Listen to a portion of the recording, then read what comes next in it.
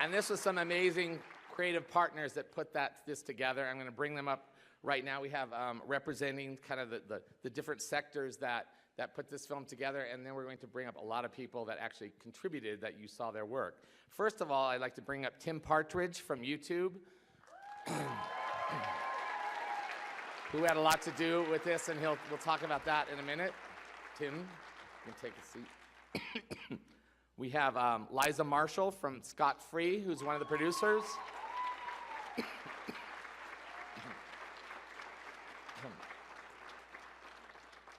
We also have Joe Walker, the editor. No small feat.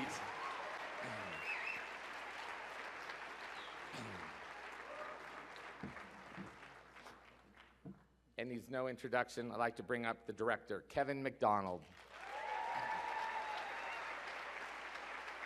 Congratulations. I think your mic is over there. This is going to be a little confusing, but we're going to get through this. We have here 24 contributors. Are you on? We need to get them on. Okay, so there we go. As you can see, I'm only one of 390 directors on this film. I think we're trying to put IMDb out of business, like really confusing them. And Joe will tell me it's not 390. I don't know. He knows all the facts and the figures. It's something like that.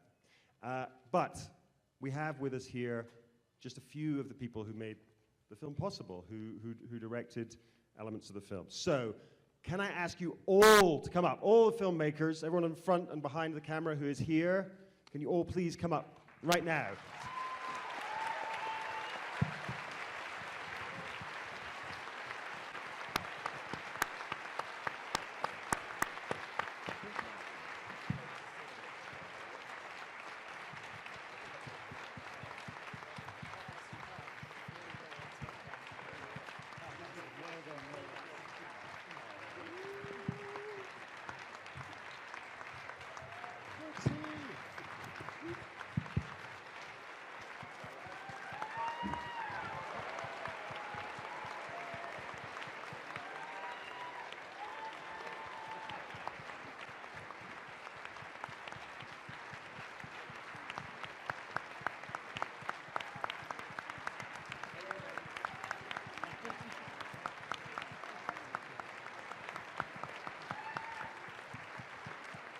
So I'm very quickly just going to introduce you to who these people are. Obviously some of them you recognize. I hope you recognize. But there are some who were behind the camera. So doing the Egyptian family in the boat, there's Christina and Aymun. And maybe you can just stand up.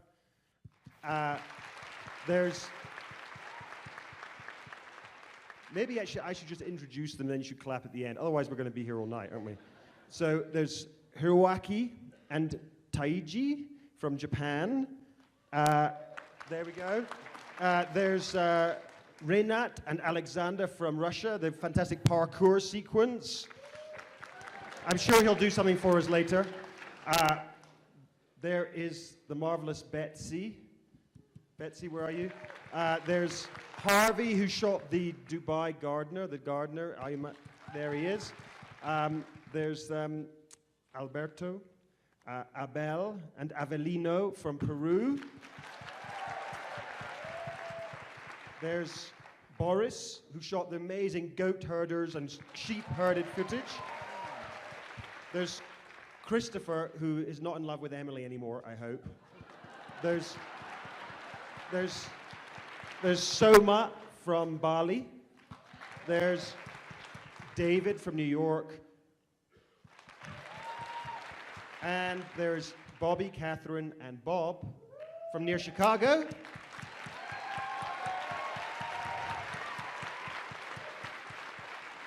And unfortunately, there were two people who couldn't be here who we wanted to come here. One was the wonderful photographer in Kabul, and he couldn't get his visa in time, unfortunately. So we'll blame the State Department.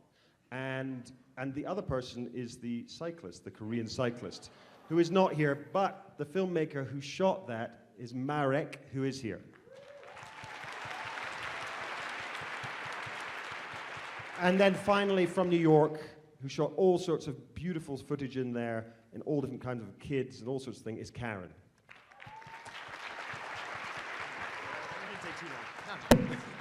Sorry. So what we're doing also as well is we're going to be taking questions from the outside world. This is Joe Byer here, and he's filtering questions from outside. And we've been actually getting questions all day long about this project. So I'm going to start with, we have to kind of just give, or we'll just keep hitting back to it, kind of a little bit of an outline of the process as quickly as possible, because it was such an undertaking. Can you just take us through the process, how you got this done? I'll give you the really short version. Effectively, YouTube, Tim here and Liza spoke originally about doing a film, and then they came to me, and we worked on the idea and figured out, you know, what we were going to do. And then Joe came on board as the editor, and also, as I call him to be annoying, the head of information technology, because there was so much technical mumbo jumbo to deal with. Just one little thing, there was 60 different frame rates of video involved in this. So somebody had to figure out what all that was. We had a whole bunch of people, 24, 25 people, sitting in a sweaty little room viewing everything, because there were 4,500 hours of material in total that came into us. And they viewed it and gave it star systems, and we looked at the best stuff. And then we spent a few months viewing that and editing it and having a lot of fun. Do you have to invent any technology just to do this? I mean, nothing is, you can't pull a technology off the shelf for this, so it's a Right. combination of many different bits and pieces and a lot of, trial and error, actually a lot of error. But, I think next time around we'll get it licked. I hope we hit on all these things, but for me, I thought the music was amazing. I thought it added. Well, we should say that he's not up here, because I think he didn't want to come up, but Harry Gregson Williams, who did the most incredible moving music, is here. He's over there. Harry, will you please stand up? I know you're probably too embarrassed to, but there he is, very shy. Oh.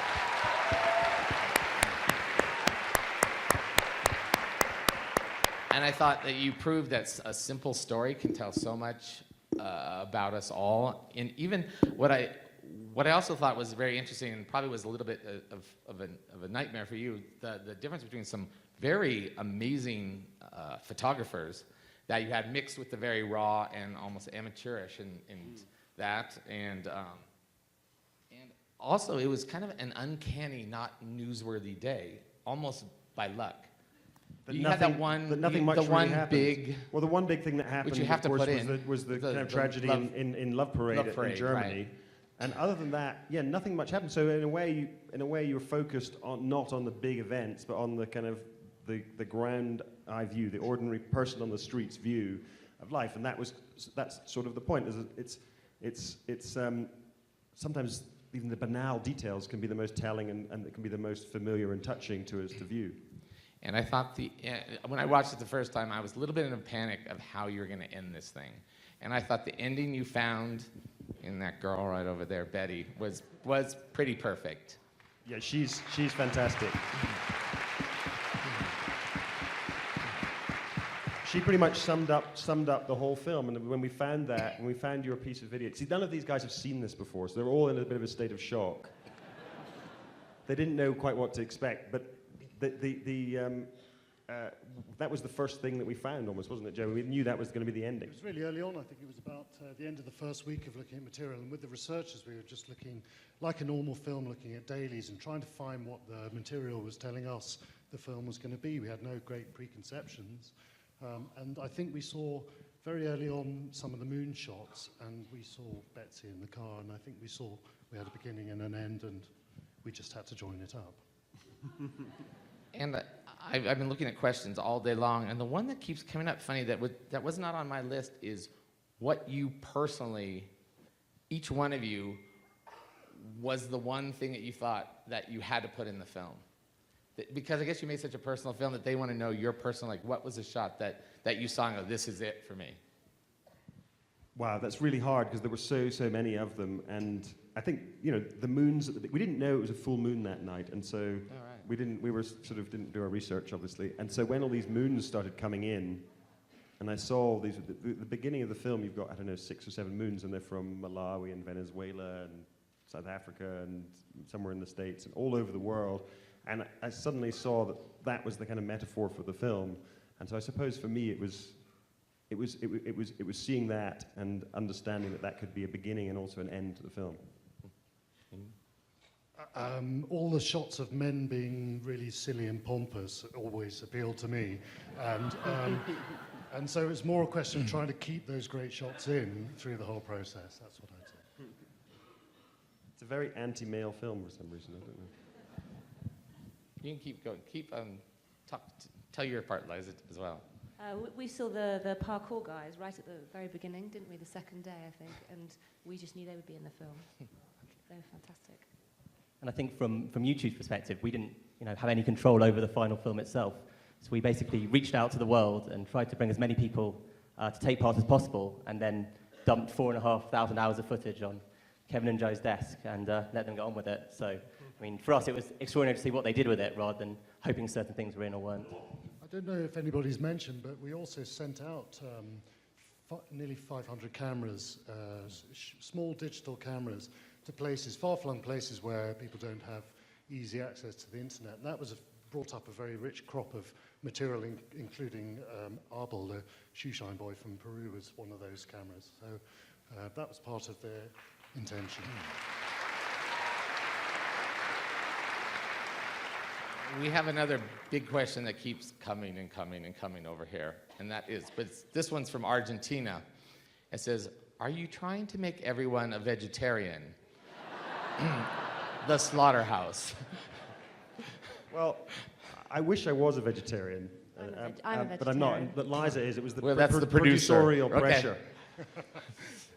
No, I mean, every day on Earth, tens, if not hundreds of thousands of animals are killed and slaughtered for us to eat them, and not to show that seems kind of hypocritical in some way, doesn't it? I don't know. And you did it in such a beautiful way with the women singing, and you took us into it almost too gently, and then, yeah, you got The cow gets its revenge at the end of the film, actually. It's true.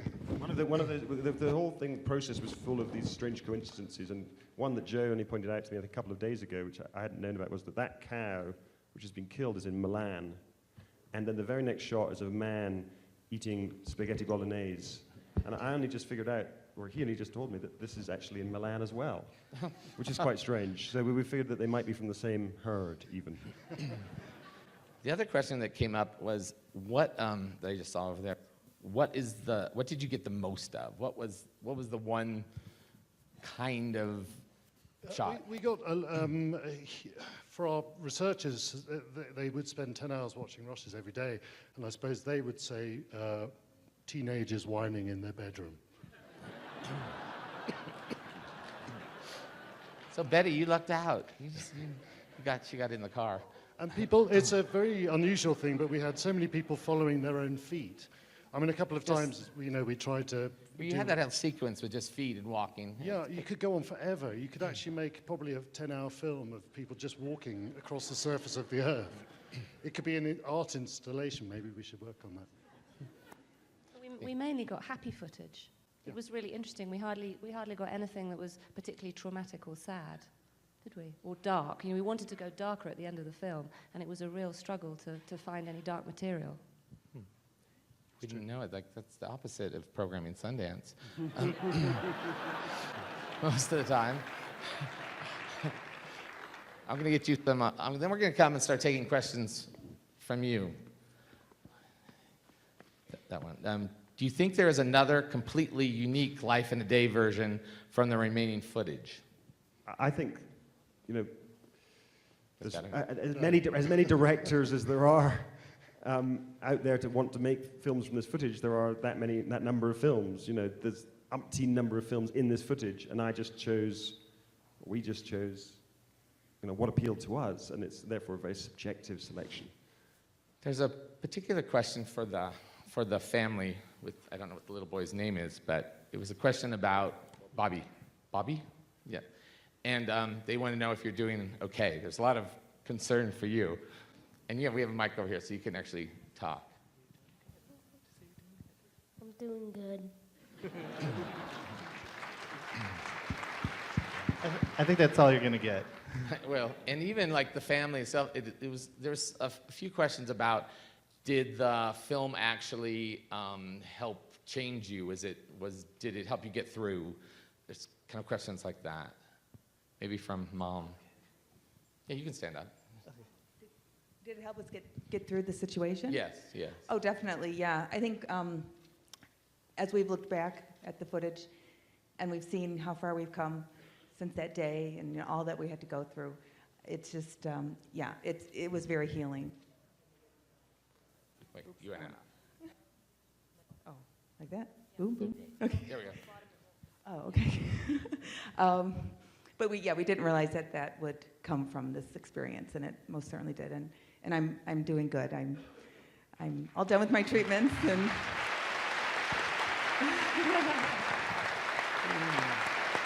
thank you.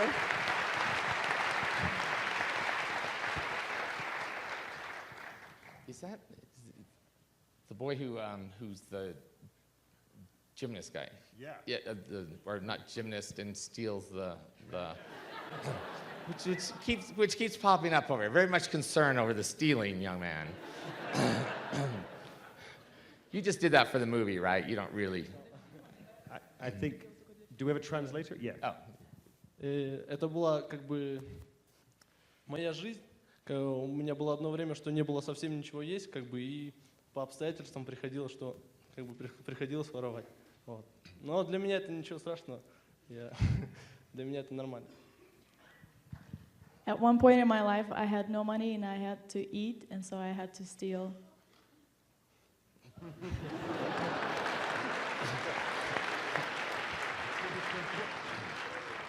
Well, don't do it again. Okay. Now you're at Sundance. You're a star.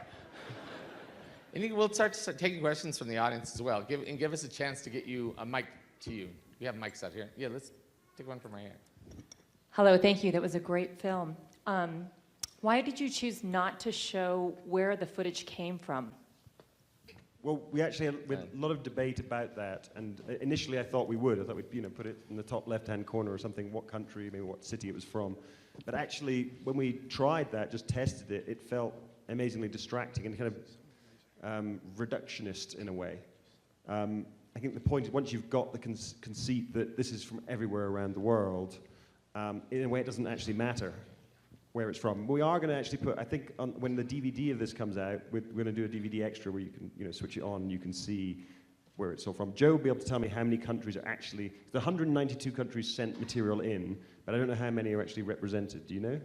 I don't know. Damn. From, do you have more? No. From, because I think he's here, the Dubai garden worker, somebody shot that footage. Oh, right, you.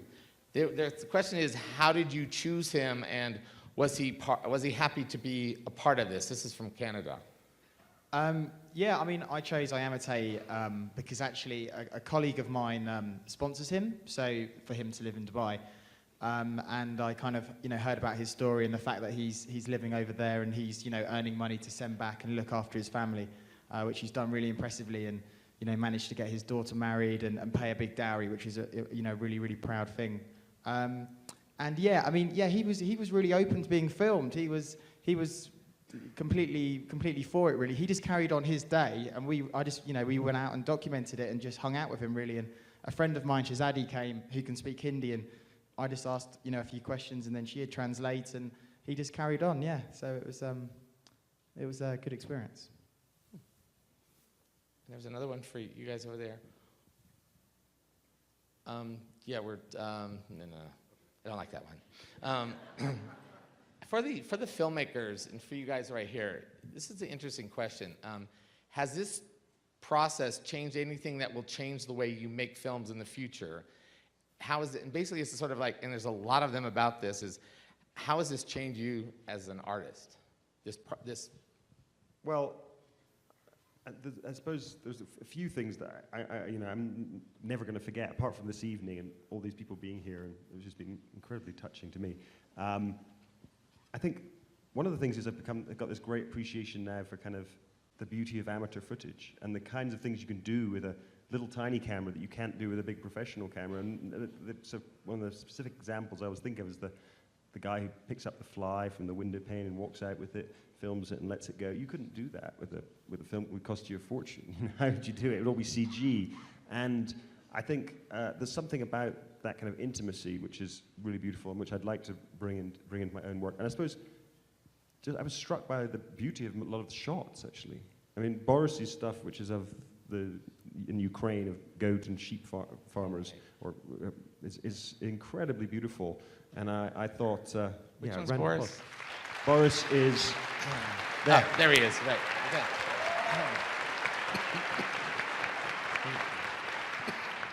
He told me it's influenced by a Parajanov film. That's right. Which he gave me the Parajanov film. The beauty of it was really striking. There's lots of ideas in there to steal. You know, if you're a commercials copywriter, you know, you should really be stealing a lot of ideas from this. And is he a filmmaker?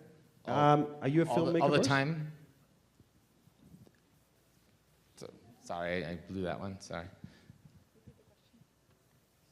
Are you a filmmaker? Are you a professional filmmaker?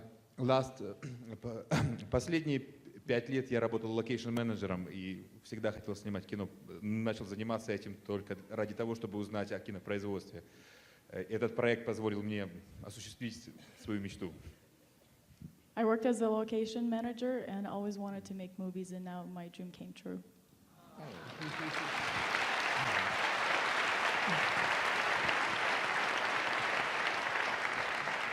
I think it might be only starting for you. There's more dreams ahead. We're going to take some more questions from out here. Can we get them? We'll go to you right here in the blue shirt, and then there's okay, we'll go to you. He has a mic. And then we'll come to you in the blue shirt. The question I wanted to ask is, what is the message you hope the general audience will get from seeing this film? Good question. Well, I suppose it sounds like a cliche, and maybe the danger with this film was always that it would feel like a Coca-Cola commercial. You know, it would feel like we are the world and we're all together and we're one. But actually, that is sort of the message. The message is about connection, and that we're all kind of connected. It's one of the things that the internet has succeeded in doing. It's made us all feel very, very connected and more conscious of the globe as a whole. And I think that can only be a good thing. Can we get the mic to this guy right here, because I promised him.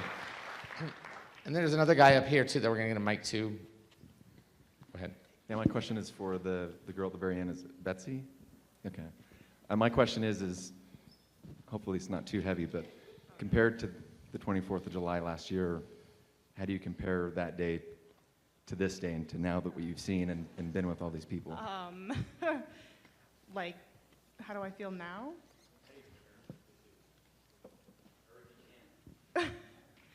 I don't know if I can. Well, I mean, then it was, I don't know. I almost felt like by myself in a way, and now I met all these people, and I can't even compare it. It's 100 times better now. And that's basically it.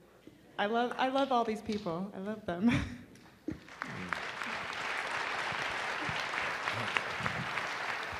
And I heard that your family's having a viewing party, right, in Illinois.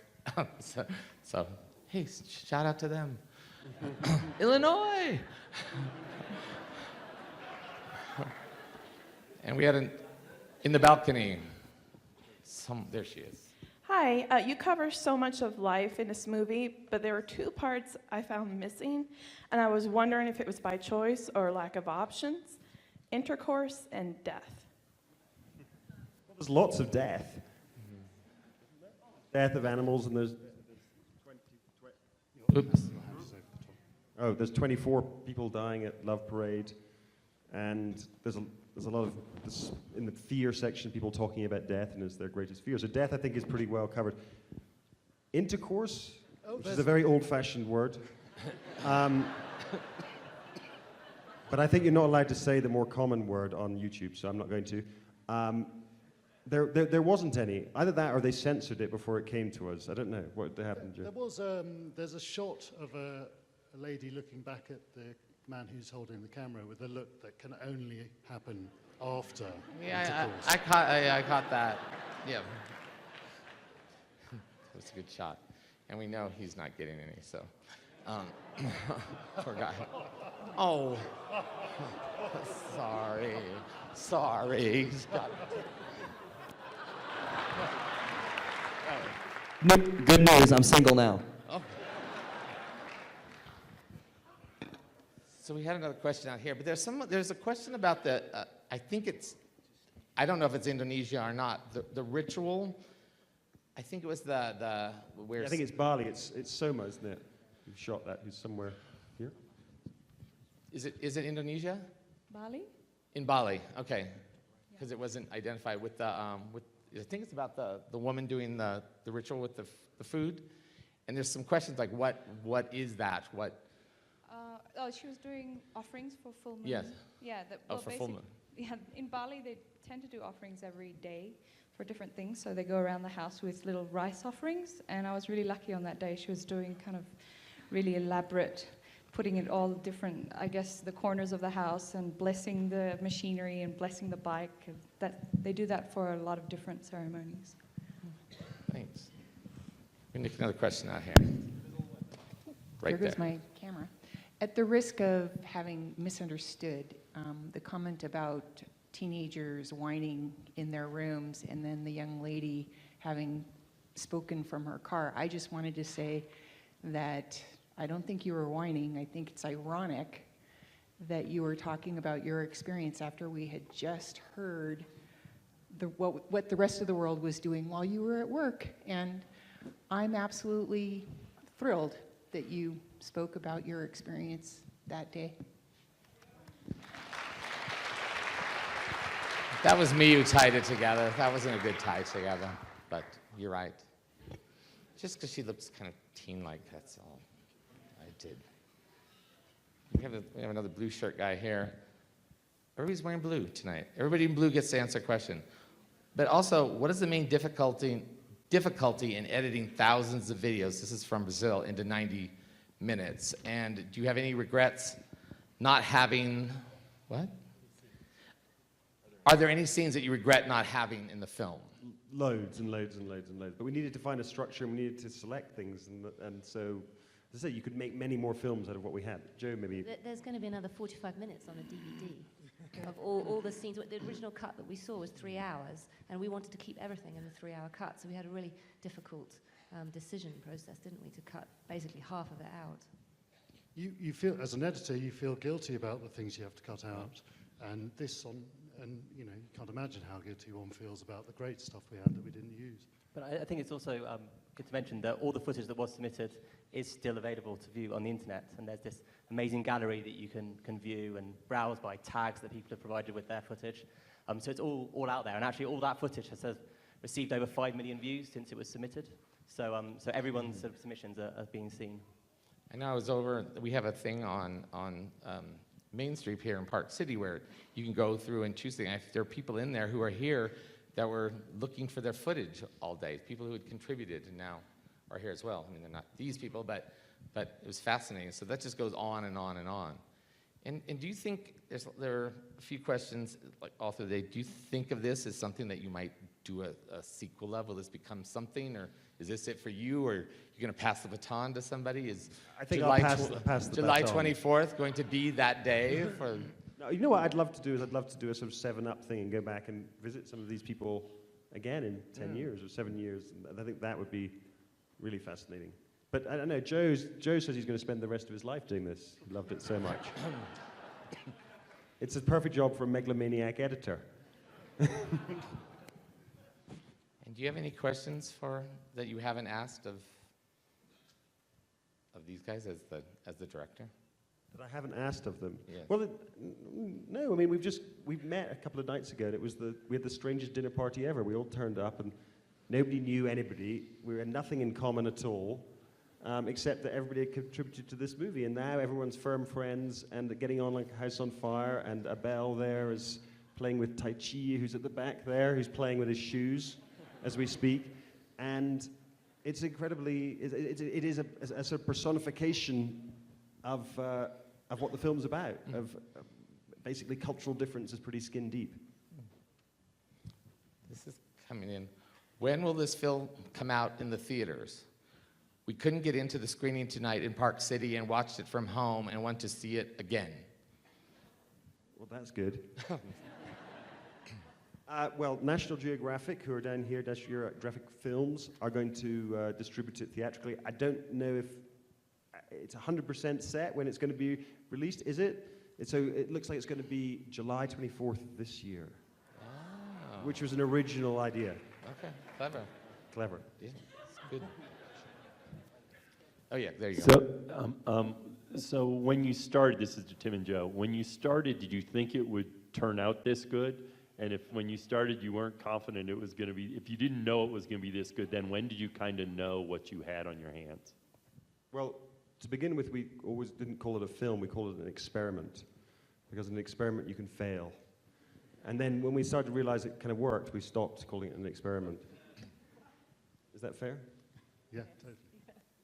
You called it, and you told me, because we came on early too. I was on a road actually in Cannes when this all came together. So this is the first film that Sundance has ever taken before it was even made, actually. And it was sort of like, well, what size theater? And then later we just went for broke and went for the Eccles. But that was even still before we saw it, because I just had this feeling, because it was talking to you, and you talked openly about the risk, and I knew if I talked to you, if I got what I wanted, that it would all work, and you were very good in that conversation. I think the soccer game was going on. You are, but I think the soccer games were going on. People were screaming in the back, and it was. That's right. We were sitting in our little sweaty editing room in Greek Street in London, and yeah, a lot of work between then and now. There's one for, I don't know what your name is, but the guy who came out to his grandmother, and they want to know something about that dog. Seemed to know that something bad was going on and decided She's to homophobic. Yeah, my dog's homophobic. And actually, dogs played a great part, but is that your dog? That also came up. Yeah. These are the questions that come across. Is that your dog? It's my dog, yes. It is. And we've grown closer since then. Her name is Chipotle, and now she accepts me for being gay. It's a good thing.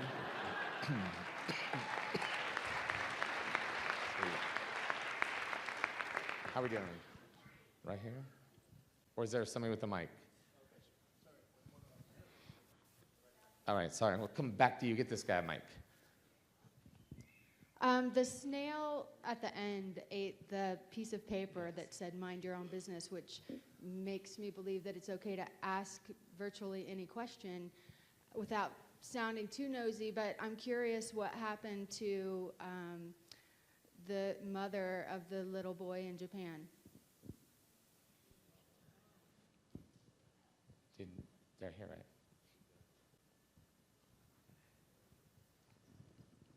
Here it comes right behind you. There we go. 8ヶ月前、撮影の8ヶ月前に病気で亡くなりました。My wife died 8 months before we shot this film. I think he wants to say something. Okay. Wow.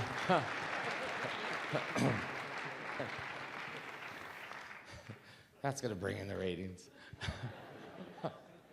Up in the balcony. Okay, so at one point in the movie, you directly connected the Afghani photographer with the army wife.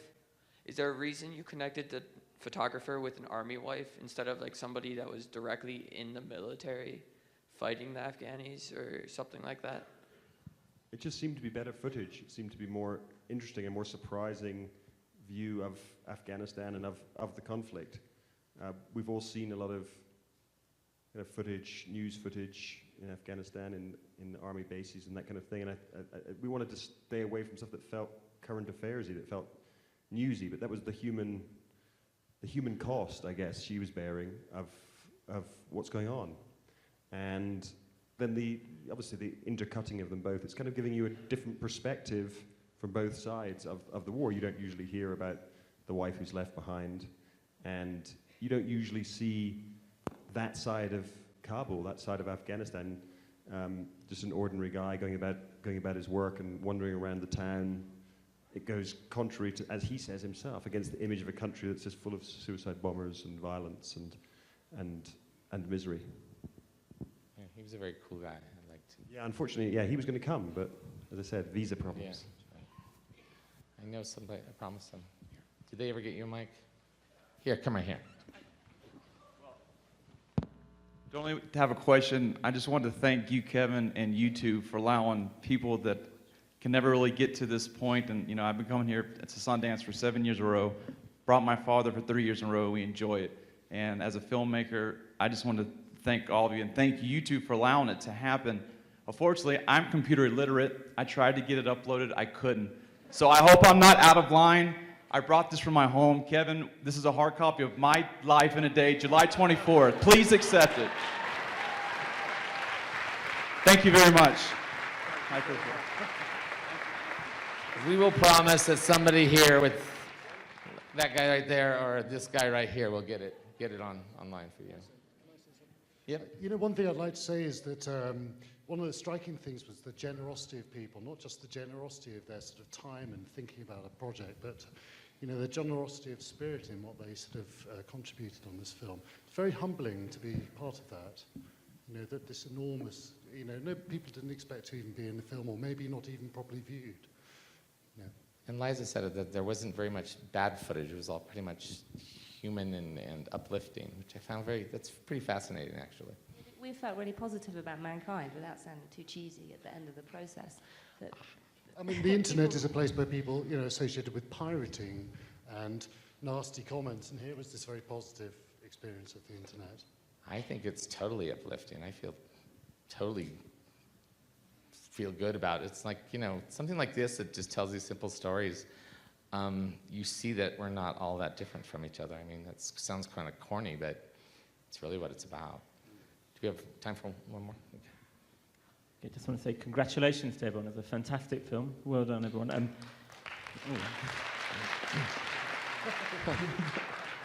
My question is, he's Kevin, a plant. I know him. Yeah. My question is actually, if you were not the director and somebody had given you the camera, what would you have shot? Yeah. Well, luckily I had a sort of out, you know, which was that I couldn't put my own footage in, possibly, because that would be, you know, narcissistic,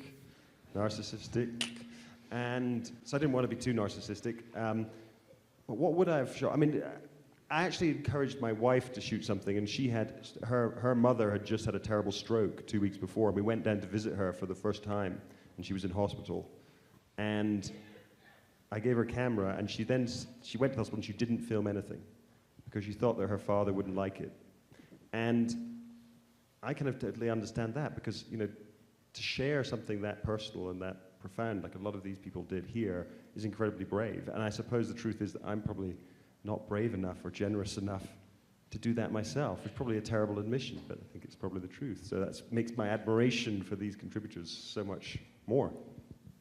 And I think you were doing what I was doing. We were all wringing our hands, hoping that at least 10 people did this, and it turned into, what was the total number of pieces? When we first started talking about it, we thought we'd get 10,000 submissions, and we actually got 80,000 submissions. Mm-hmm. So it was the biggest project YouTube have. So 80,000 videos, 4,500 hours of footage. So it was quite an extraordinary response from all over the world. And did you have to, when that's coming in, did you have to like create a whole new system for that? Because it just doesn't, you know, it's different than. Yeah, I mean, so there were two systems. I mean, there's the system where it comes into YouTube, and that's kind of what you see in the gallery, and you can explore. And then obviously these guys built their own system to kind of process it in a kind of more artistic way. How are we doing on time? One more. So this is like, do I go to the computer or go human? Then we're going to go human right there. Thank you. I wanted to say to the father of the little boy who's the shoe shiner, first of all, your son is amazing, and that was a spectacular piece of the film. I wanted to ask you what it was like to see your son on the big screen and to hear all the reasons he loves you. His father's actually sitting there in the audience. Oh, so sorry. I thought he was on stage. No, he is the filmmaker who shot No, He's coming This up is the now. father Abel. here. Oh. A ver, es el papá.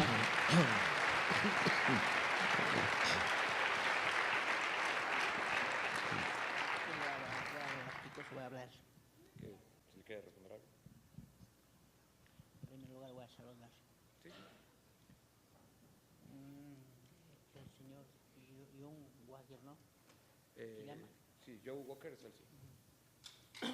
Señor John Wagner, le agradezco muchas gracias en esta ceremonia que has entrevistado a mí, a mi hijo, a todos que hemos venido del Perú. Muchas gracias, le agradezco mucho. Y sobre eso, aparte también que con mi hijo estoy muy alegre, muy contento, señor. Le agradezco mucho, bastante, con alegría estoy actualmente. Y a mi hijo, yo nomás me cuido y le doy sus alimentos, no tiene madre. Eso nomás todo lo que le he recomendado, señor. Muchas gracias. He wants to say, Joe, that thank you so much for interviewing him and his son earlier today. Thank you for the time and for this adventure, and that his son doesn't have a mother, and it's like a very great experience, and he really thanks you, and thank you all and everyone.